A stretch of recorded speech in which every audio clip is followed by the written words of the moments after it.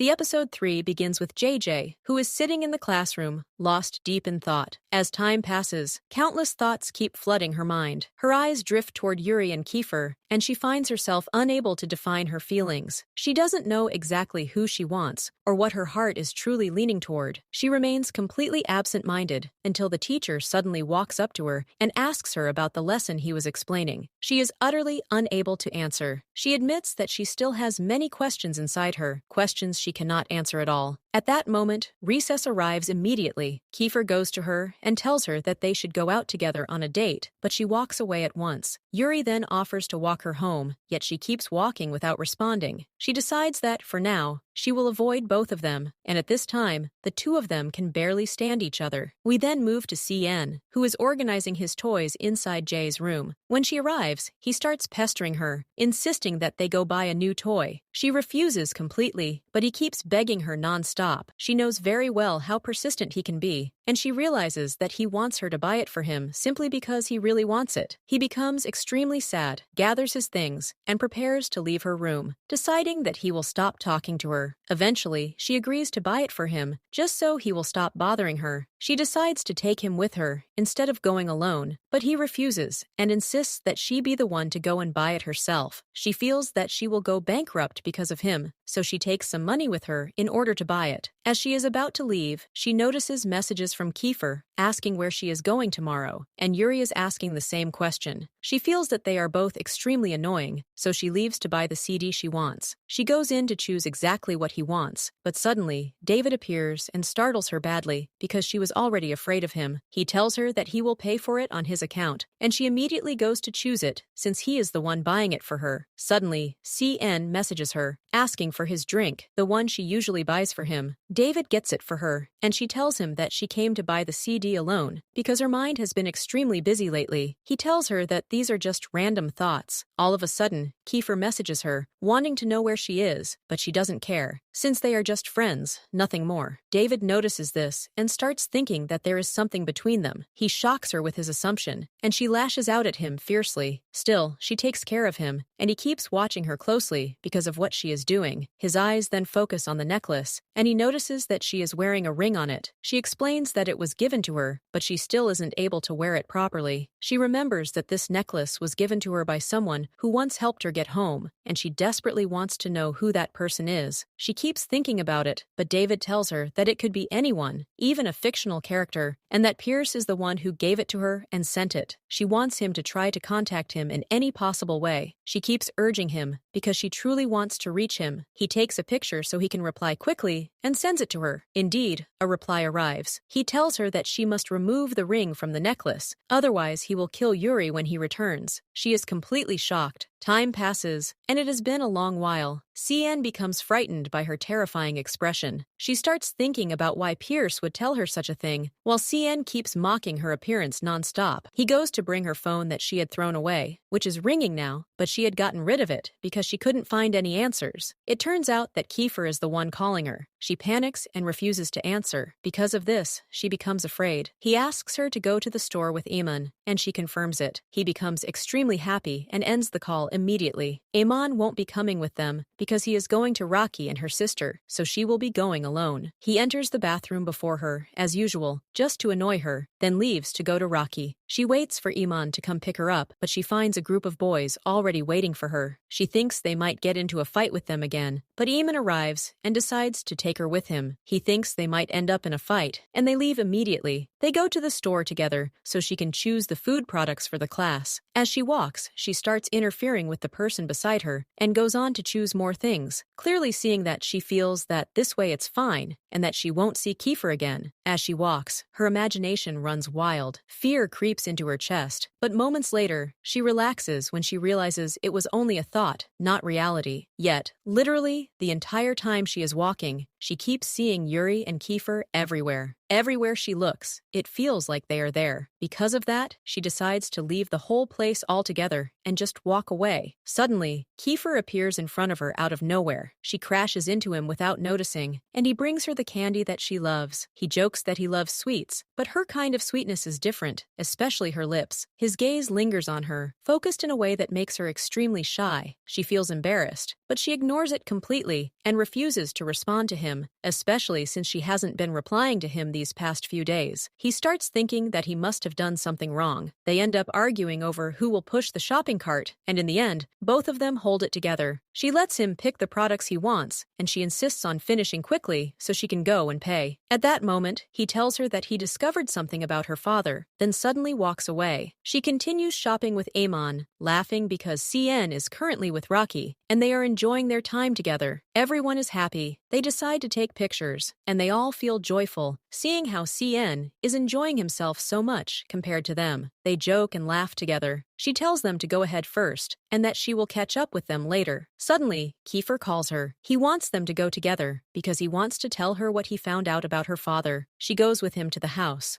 There, she notices that he uses different cars every day, and she realizes that he owns many cars. He even shows that he is ready to give her his entire house, if she would just leave Yuri. He reminds her that she belongs to him alone. His words affect her deeply, but she tells him that none of this is real right now. Because of that, he decides that he will make it real, so that she will be his forever. She is deeply shaken by his words, and leaves immediately. She goes to see her friends at the house, where they are enjoying their time. They tease her about the kiss that happened between her and Kefir, which makes her uncomfortable. So she goes to Celix, who is sitting quietly. Because of that, Celix asks Adrex to bring pictures of her father, who is in America, and is an important businessman there. Many pictures arrive. She starts thinking that Percy might be involved, and that the two of them could be together. Celix is shocked by the idea that they might actually be together, but this is the furthest they can get with the information they have. She realizes that she doesn't know if they truly are together or not, and she doesn't know the truth at all. She is completely shocked. Everyone feels upset. She thinks about how many questions are filling her heart right now, and how desperately she needs answers. Kefir reassures her, promising that no matter how many questions there are, he will stay by her side and bring her the answers. She thanks him for helping her search for her father. She leaves, thinking about everything that happened, again and again, her heart heavy with sadness. Ella notices that she is crying and doesn't know what happened. She tells him that she discovered something about her father, and instead of being happy, she feels sad because their situation is extremely complicated. He tries to comfort her and starts joking around to pull her out of her sadness. He tells her that his mother said she wants to buy him his own apartment and that they want him to become independent. He believes this is the best decision because he has always been alone. She wants to help him and be there for him, but she worries about him because he is messy. He literally ruins any place he goes to. They argue, and he leaves immediately. She then sends David a message for Percy, telling him to disappear from her life and never appear in front of her again, and that she will not care about him at all. David is confused, so he sends the same message to Pierce. He keeps thinking about his friend, and he calls him. Pierce comes to him. At that moment, David feels that he cannot blame her, but he does not want Kefir to find out what happened, because if Kefir knows, he will never allow Pierce to get close to her again. So David thanks him for caring about JJ, explaining that he is worried about his girlfriend in America and is checking on her. He warns him not to fall in love with JJ at all, and that he must return quickly. Pierce feels sad. His mother comes to bring him food and refuses to let him return to his country again, insisting that he must focus on his health and stay away from anything bad because of what happened to him there. Suddenly, his father arrives, who turns out to be JJ's father. This is a shocking surprise. Because of that, Pierce is considered JJ's brother. Sim starts preparing himself to leave. At that moment, Yuri calls her and asks her to go to the church with him. He is already on his way to her and pressures her to come. Then Kefir calls her, asking what she is doing. She goes to get dressed and tells him that she is going out with Yuri. He allows it, but only if she doesn't stay out late. She leaves immediately, so she feels that getting closer to him like this is the right thing to do. She goes with him to the church, even though she still can't imagine herself getting married at all. Yet there is no other option, because her family needs this. He laughs at her when she admits that she thought he would take her to a temple instead, since he is Japanese and all. He laughs warmly, teasing her. Suddenly, many girls start showing up, clearly admiring him. She feels that they see her as less than him, and she doesn't understand why she ends up arguing with them like this. But he boosts her confidence, making her feel that she is everything he wants, that she is better than all of them combined. They agree on what they will do next. They go to his house, and she starts looking at the photos there. He brings her her favorite food, something he still remembers from a long time ago. She feels happy seeing his old pictures, and laughs at him playfully. He talks about memories from the past, moments they shared long ago, and Pierce nurse was there with them back then. She becomes emotional, but he explains that this was the last photo that brought them together like that. The conversation fades, and he takes her to prepare the food together. She suddenly hits him because he says a word that sounds like he's calling her a cow. It reminds her of something from the past, even though he was clearly joking. She admits that she misses being just friends with him because everything feels complicated right now. He starts teaching her cute things, simple Japanese words, and she feels happy that she's pronouncing them well. He keeps teaching her more and more, until suddenly, he tells her that he loves her, in Japanese. She is completely shocked. He quickly kisses her, and she responds to the kiss. But suddenly, she gets hurt. The moment she sees blood, everything collapses inside her. So many memories rush back, and her phobia returns again. He doesn't understand what's happening. She desperately wants him to call Kefir, and she breaks down crying uncontrollably. He feels deeply sorry for her. Time passes. He calms her down, reassures her, and stays by her side. She apologizes to him, saying she shouldn't have told him about what happened, but he accepts it because he is still her friend. She explains that she told him because he already knows what happened to her in the past, that there are things terribly wrong that happen to her whenever she sees blood. She once thought it was just a phobia, but it became worse, and she started hurting the people around her. No matter how much she tries to remember, she can't recall how it started. This has happened to her in many situations, and she couldn't control herself. Kefir already knew about this. That's why she asked him to call him. He refuses to cancel the engagement. He tells her that he loves her and will always love her. He tells her not to overthink things, that she will understand everything with time. He wants her to rest and feel safe. He kisses her gently, showing that he truly is a good person who genuinely cares for her. She pulls herself together, trying to contain the chaos raging inside her. He walks her home and thanks her for the beautiful day they spent together. When he says he will come again tomorrow, she tells him that she will be going out with Cenne. He says goodbye and leaves. She finally feels a sense of relief. But suddenly, Kefir shows up. He grabs her forcefully, and they walk together. He is clearly upset with her and wants to know exactly what she did with Yuri. She tells him that they went to the church and cooked together. She tells him everything. He wants to know what happened after that. He is deeply affected by it all. She doesn't want to lie to him, but she only tells him part of the truth. She doesn't understand why she's doing this to him, why they are doing this to each other when they belong together. She tells him that he knows her situation and that he shouldn't pressure her. He confronts her directly, asking her if she truly loves Yuri or not. She confirms it and says that she loves him, at least a little, and that's why she accepted the engagement. At that point, he brings up their kiss on New Year's Eve, the moment that led them here, and asks her what he means to her now. He keeps pressing her for an answer until she finally yells at him. She tells him that she's not sure about everything that's happening, but the right thing is for her to be with Yuri because of the engagement. She can't bear to hurt someone else because of her, even if Kefir is constantly on her mind. He breaks down crying. He tells her that he was the one who was always afraid for her, protecting her in every situation. Unlike Yuri, he doesn't understand what's happening or how she can see him as weak when he grew up without a mother, was abandoned by his father, and raised his siblings alone. He tells her not to leave him because he truly loves her. She hugs him tightly. They both cry together. He tells her that no matter what happens, even if she chooses Yuri, he doesn't want anyone but her. He confesses his love to her right then and there. She tells him that what Kefir said wasn't a question, but she already knew the answer. She tells him that she loves him too. She hugs him immediately, and they cry together, comforting each other, focusing only on one another. She has finally chosen Kefir. Now the question remains, what will happen to Yuri? We'll find out in the next part. Follow us to see what happens next, and discover what will happen with Kefir and Yuri.